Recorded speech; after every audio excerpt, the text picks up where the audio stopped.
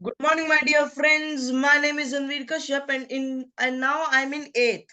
So that's a good job for me. And for today's video, this video I'm just going to read the first chapter of the new book that I received, The Hound of the Baskervilles or the Baskervilles. Okay. So this book is written by Sir Arthur Conan Doyle and retold by R. Santhya Kumari. Okay.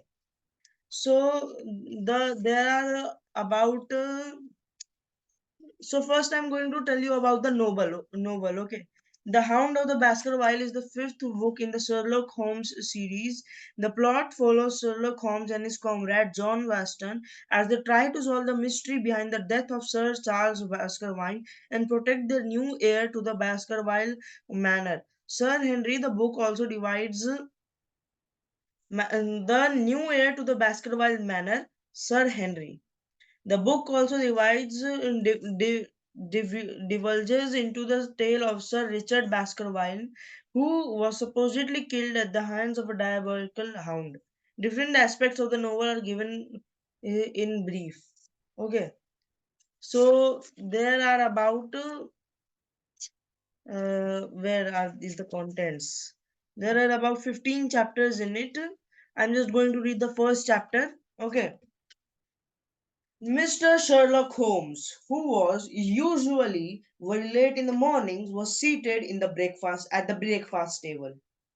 I picked up with which our visitor had. I picked up the stick which our visitor had left behind with him the night before. It was a fine, thick piece of wood. Just under the head was a bold silver band with the words to James Mortimer, MRCS, from his friends of the CCH 1884. Okay.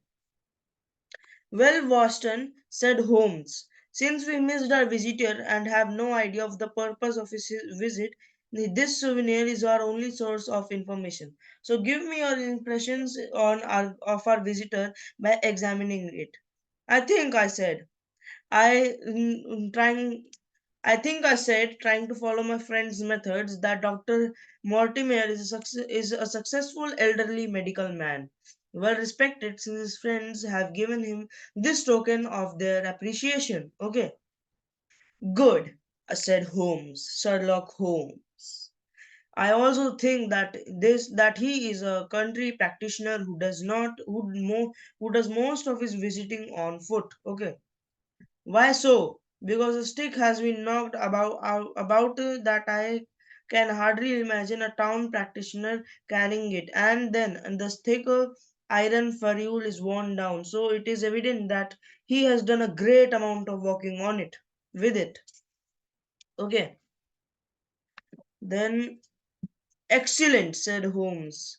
And then again, I guess the friends of the CCH is some local hunt to whose members he has possibly given some medical assistance, in which has in return made him this presentation. Really, Watson, you excel yourself, says Holmes, Sherlock Holmes. I don't know why I needed to say that, but I said that. Okay. Really, really, Watson, you excel yourself, said Holmes. Every time you spoke highly of my small achievements, it seems you have underrated your own abilities. You certainly have a remarkable power of stimulating my thinking.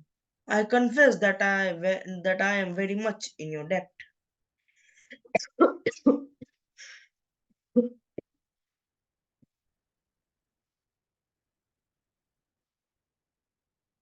Sorry. His words made me very happy, for he had never said much before. I was proud, too, to think I had learnt his methods sufficiently well to apply them in a way which earned his approval. He now took the stick from me and examined it with his naked eyes. Then, with a look of keen interest, he took it to the window and examined it again with a convex lens. Interesting, though elementary, he said, as he returned to his favorite corner on the settee. One or two indications of the stick gives us a basis of several deductions. Have I overlooked anything important? I am I am afraid, my dear Boston, that most of your conclusions were wrong. When I said that you simulated me, I meant that in not noting errors. I was occasionally guided towards the truth. However, you were not entirely wrong in this case. The man is a country doctor and he walks a good deal. But I would suggest that the presentation is from a hospital, possibly Charing Cross now, possibly Charing Cross. Now let us see what further inferences we may draw. His friend, his friends must have made the presentation when he withdrew from the service of the town hospital in order to set up as a doctor in the country. It seems probable. Now you will observe that he could not have been on the staff of the hospital, since only a man well established in a London practice should hold such a position, and such a man would not move into the country. So he could only have been a little more than a senior student, a house surgeon, perhaps the date a house surgeon, perhaps. The date on the stick shows he left 5 years ago. So, my dear Watson, in place of your middle aged family doctor, there now emerges a young fellow under 30, unambitious and absent minded, and the professor of of a favorite dog, slightly smaller than a mastiff.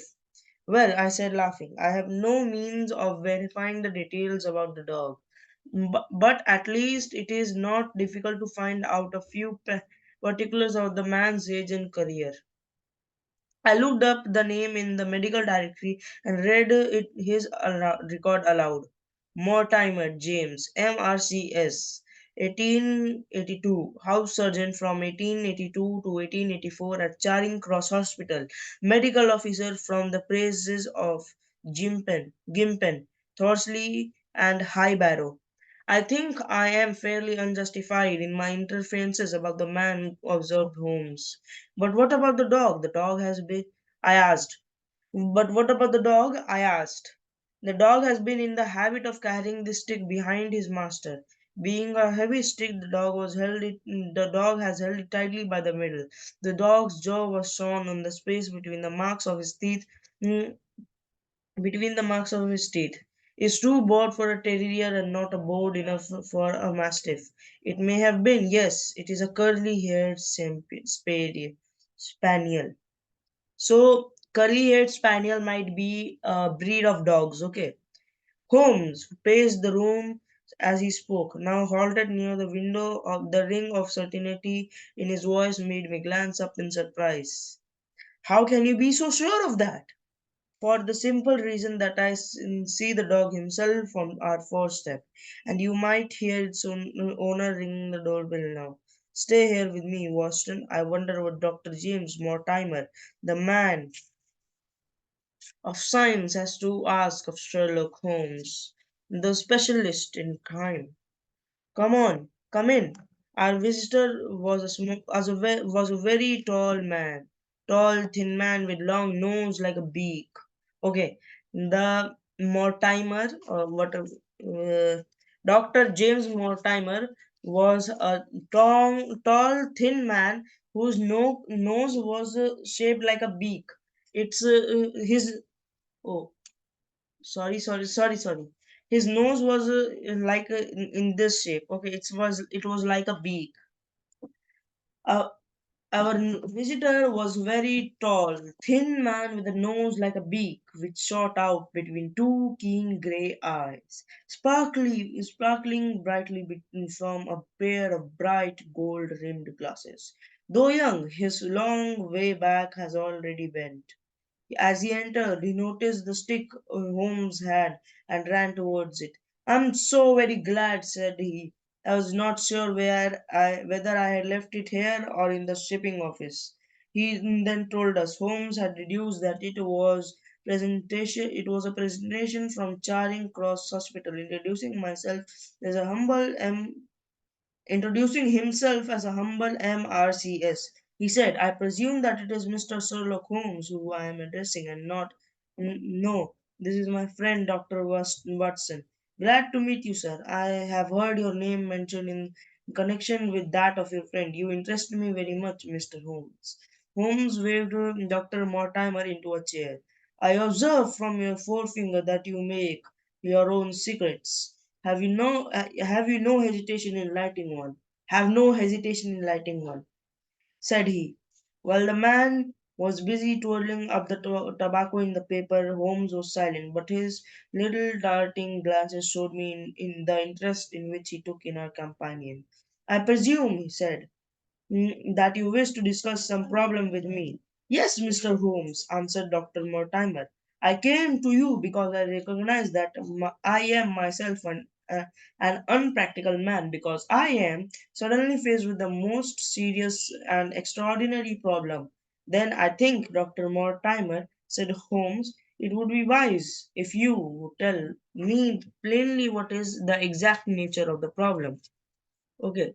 Then starts the second chapter named The Curse of the Baskervilles, but I will not read it because that was all for today's video. Bye and have a nice day. Please like and subscribe and share if you like this video. Okay.